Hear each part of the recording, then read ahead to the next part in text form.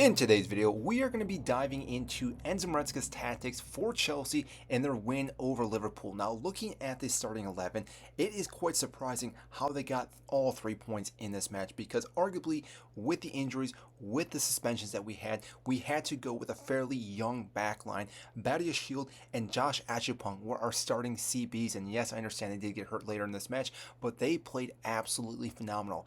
On top of that, we saw Cucurella on the left side, Reece James as the right side. Kind of surprised with that, but it does make sense. We're going to talk about that a little bit in this video. Malagusta alongside Caicedo in the midfield, Enzo playing in the 10 due to the injury of Cole Palmer, and Garnacho on the left side, Neto on the right, and João Pedro right down the middle as our number 9. Now, I do want to break this down in defense first because really we had to play all these guys in this position because when we're looking at the injuries, Tosin being out, Fofana being out with a concussion, we didn't have any other options besides going with these two players, and that is why Reece James, I do believe, played as a right back and not into the midfield as much because Reece James, with his captaincy, with his ability to, again, dictate the back line, he helped out a lot more in this defensive area, more than we actually probably realized throughout this entire match.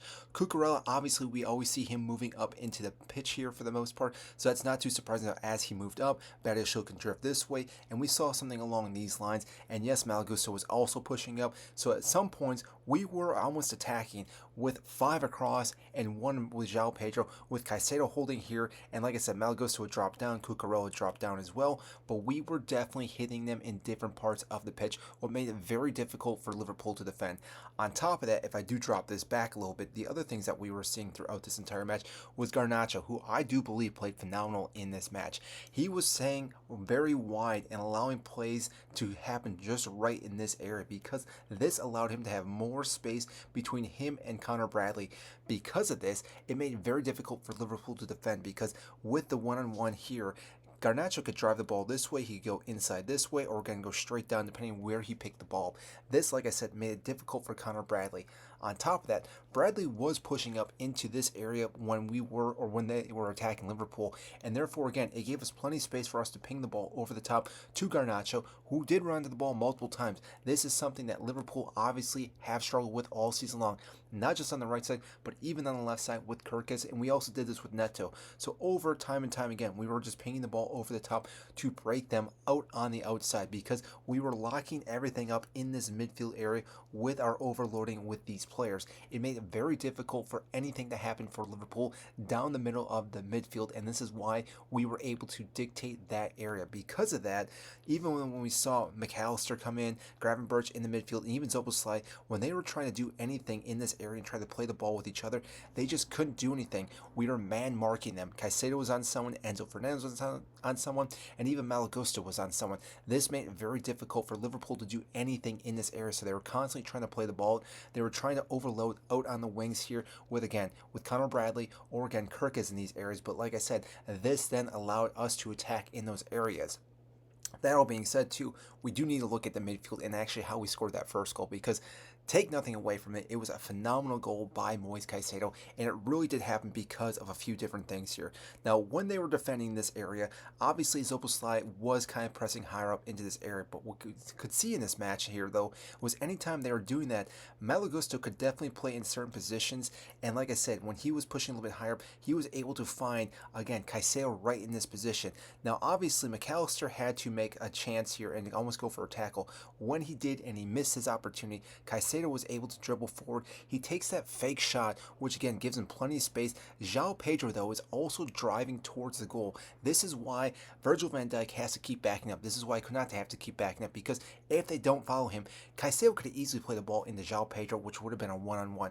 But in fact, they kept dropping, allowing Caicedo to really eventually have a shot from right here and take nothing away because it was an absolute phenomenal shot. I don't think most people were expecting that, but once it left his foot, you just saw how it just directly went far post.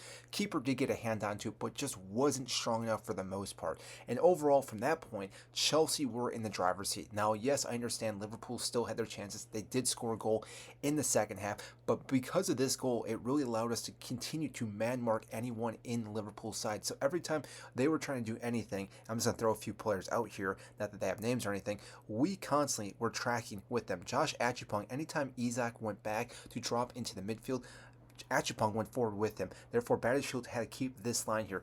Cucurella was also holding this area with Salah. Anytime Mohamed Salah had the ball, he really couldn't do anything. Even if he tried drifting in, he had a few opportunities, he had a few shots, but they were all wide of the mark. He seemed like he wasn't having a very good day, and I'm surprised for how long he did play. I would have thought that maybe they would take him out and tried something different. Florian Wirtz obviously came in, didn't do too much, had a few different flicks here and there.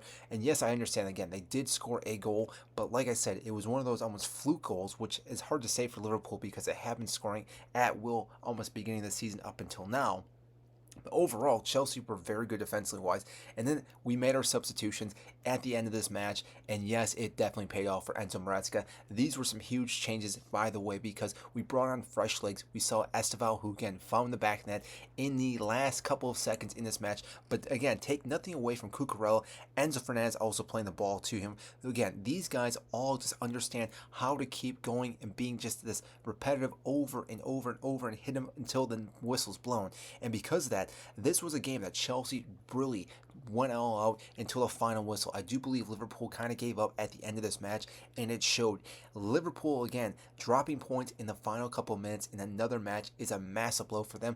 Obviously, this is a big take for Chelsea, though. 3 points going to international break. They'll be more than happy to get that result, obviously, over Liverpool, and this may have been one of the biggest ones we've had all season. It almost reminded me of when we beat PSG because both teams, again, have been champions of their divisions or their leagues themselves, and the fact that Liverpool again had been faltering a little bit, this was the best time for Chelsea to hit them, and we hit them well and got all 3 points. So overall, I'm very happy with this. Coming back for international break, we should have a fuller, healthier squad. I don't know if Cole Palmer will be back in this position to play the number 10 position, but overall, Chelsea have been playing good, and I am kind of curious to see what happens in the next handful of matches.